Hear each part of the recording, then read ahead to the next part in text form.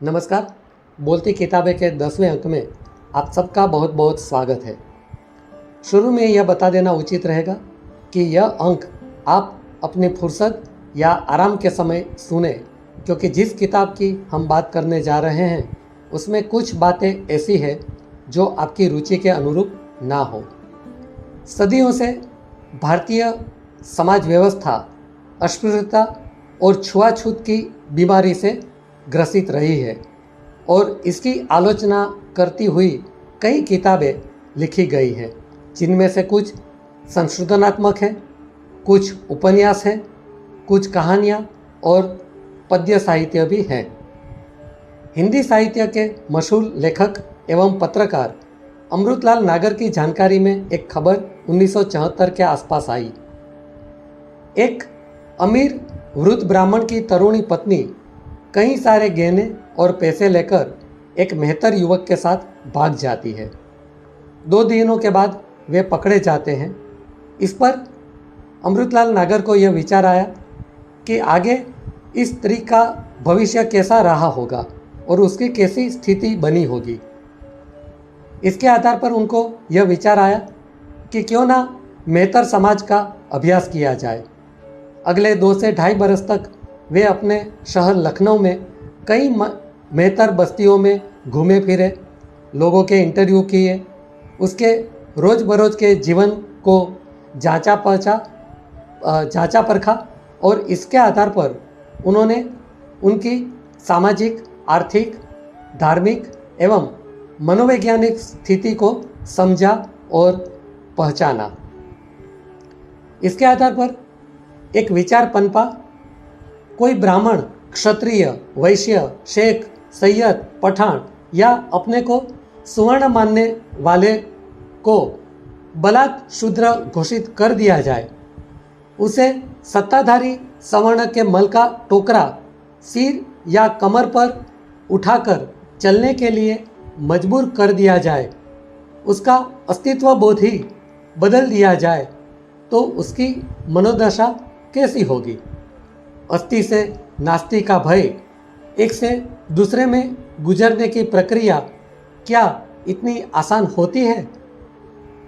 इस विचार के आधार पर उन्होंने एक उपन्यास रचा जिसका नाम है नाच्यो बहुत गोपाल। यह PDF फॉर्मेट में उपलब्ध है। उन्होंने जितने उपन्यास लिखे इनमें इसको सबसे ज़्यादा मौलिक माना गया है और विवेचकों के द्वारा बहुत ही सराहा गया है। इस उपन्यास में उन्होंने उस समाजशास्त्रीय सिद्धांत का भी उपयोग किया है कि मनुष्य के आचार विचार का आधार उनको कैसा परिवेश मिला है उस पर आधारित है। कहानी यह है कि निर्गुण नाम की एक लड़की जन्म के बाद अपनी माँ को खो देती है। उसका बाप तो वैसे भी उनकी जो मालकिन है, जो कि बहुत ही अमीर घराने की है, उसका रखेल है। इसके कारण उसके नाना और नानी उस लड़की को अपने यहाँ ले जाते हैं। 12 वर्ष की आयु तक उसका लालन पालन नाना नानी के यहाँ होता है और वह बहुत ही संयत और संस्कारी लड़की होती है। पर अचानक ही उनके नाना नानी मृत्यु को प्राप्त होते हैं। इसके कारण उसका स्थानांतर उस व्यभिचारी परिवार में हो जाता है और वहाँ उसके मन पर जो असर होता है, इसके कारण आगे जाकर स्वयं वह वासनाओं की गुलाम हो जाती है। एक दिन वे एक मेहतर युवक के साथ भाग जाती है। वह सोचती है कि उसके पास जो पैसे हैं उसके आधार पर अपने प्रेमी मोहन को अच्छे व्यवसाय या धंधे में डाल देगी ताकि उनका बाकी का जीवन अच्छी तरह से गुजर बसर हो जाएगा। पर मोहन निर्गुण से प्यार तो करता है, पर साथ ही वह उच्च वर्ण के लोगों के प्रति घृणा करता है। निर्गुण आखिर में एक ब्राह्मण लड़की है तो वह उसे मेहतर ही बनाना चाहता है, इसलिए वह अपने समाज को छोड़ने से इनकार कर देता है। निर्गुण के पास अब कोई उपाय नहीं है, इसलिए वह मोहन के साथ ही रह जाती है। आगे चलकर मोहन तो डाकू बन जाता है और अंत में पुलिस के हाथों मारा भी जाता है। तो जो मोहन से उनके 2 बच्चे हुए, उसके लालन पालन की पूरी जिम्मेदारी निर्गुण पर आ जाती है, इसलिए उनको भी वही कार्य करना पड़ता है जो एक मेहतर स्त्री पुरुष को करना पड़ता है। यह उपन्यास 1978 में लिखा गया है। उस वक्त शहरों में अभी फ्लश शौचालयों का चलन नहीं हुआ था। उस वक्त के शौचालय ऐसे होते थे जिसमें टीन या धातु का एक डिब्बा रखा जाता था। सारे दिन में जो मलमूत्र इकट्ठा होता था वह दूसरे दिन सुबह आकर मेहतर स्त्री पुरुष ले जाते थे। तो निर्गुण को भी यह काम करना पड़ा और मेहनत करके उसने अपने बच्चों का लालन पालन किया। आगे जाकर उनके बच्चे पढ़े लिखे और अच्छी नौकरी को पा गए। इसके कारण निर्गुण का जीवन भी सुधर गया और वह भी एक संभ्रांत महिला बन गई। पर अमृतलाल नागर ने मेहतरों के सामाजिक, धार्मिक और आर्थिक जीवन का जो परिदृश्य हमारे सामने रखा है, उससे मेरी एक समस्या सुलझ गई। मैंने डॉक्टर BR आम्बेडकर की एक किताब अछूत कौन थोड़े वर्षों पहले पढ़ी थी।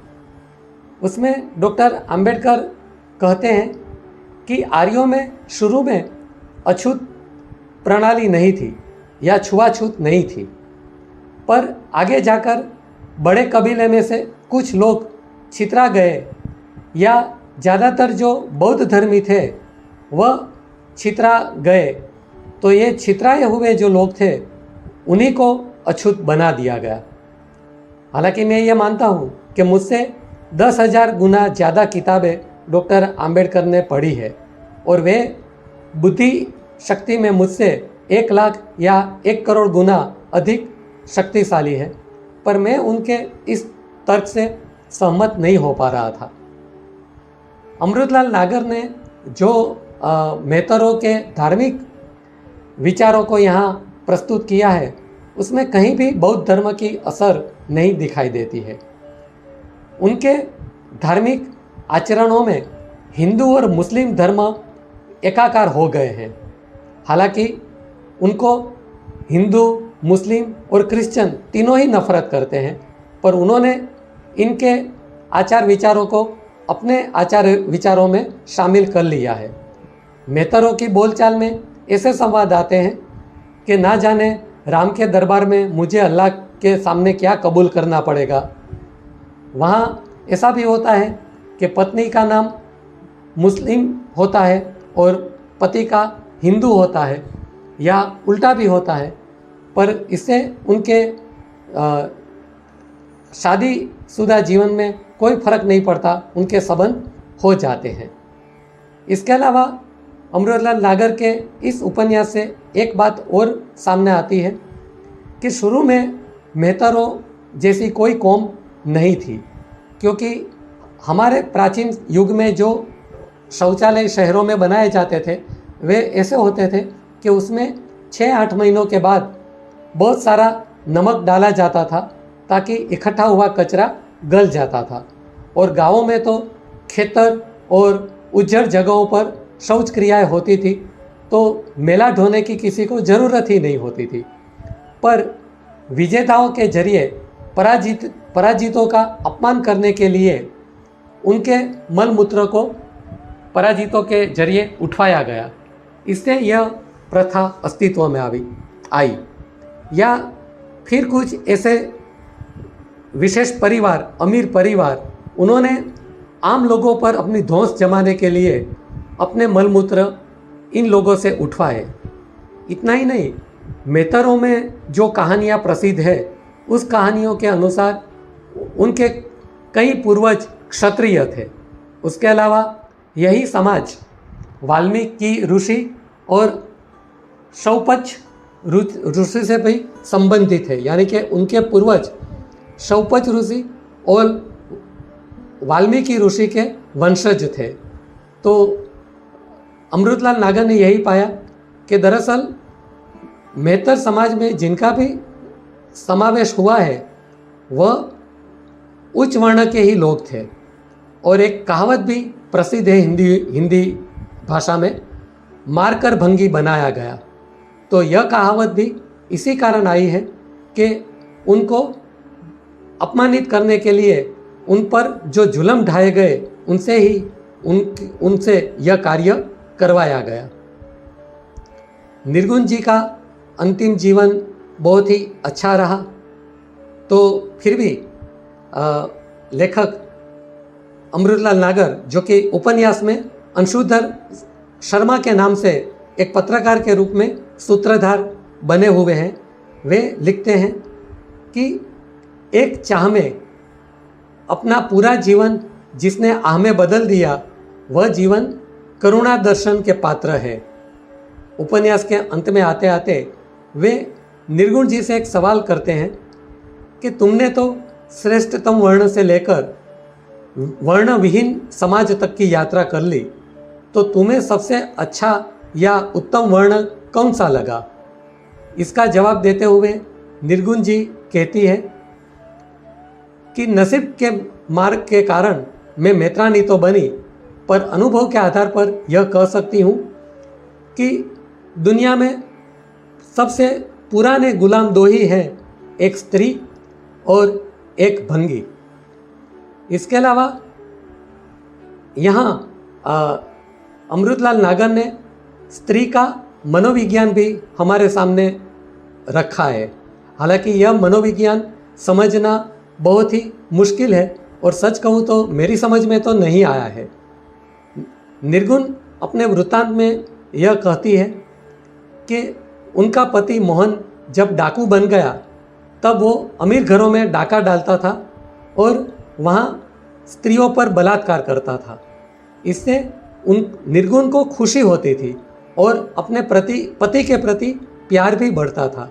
तो मेरी समझ में यह बात तो ना आई कि एक स्त्री अपने पति के दूसरे स्त्रियों के साथ के रिश्ते को कैसे सहन कर सकती है और उससे प्यार कैसे बढ़ता है, क्योंकि निर्गुण झूठ नहीं कहती है। क्योंकि मोहन पुलिस के हाथों जब मारा जाता है, इसके बाद निर्गुण ने किसी पुरुष का संग नहीं किया है, तो इससे उसका मोहन के प्रति प्यार सच्चा है, वो झूठ नहीं कहती है। तो इस तरह से इस किताब में एक मेहतर का जीवन कैसा होता है उसका बहुत ही करुण वर्णन आपको पढ़ने के लिए मिलेगा। साथ ही उच्च वर्ण से लेकर निम्न वर्ण तक जो शारीरिक संबंध और जो स्त्री पुरुष के बीच के संबंध होते हैं उसका भी बहुत ही सांगोपांग वर्णन इस उपन्यास में दिया गया है। तो आप भी इस उपन्यास को पढ़ें और जो मैं नहीं समझ पाया हूँ वह कुछ आपकी समझ में आए तो संदेशों के जरिए मुझे भी बताइए। चलिए मिलेंगे अब अगले अंक में, तब तक आप सबको एक बार नमस्कार।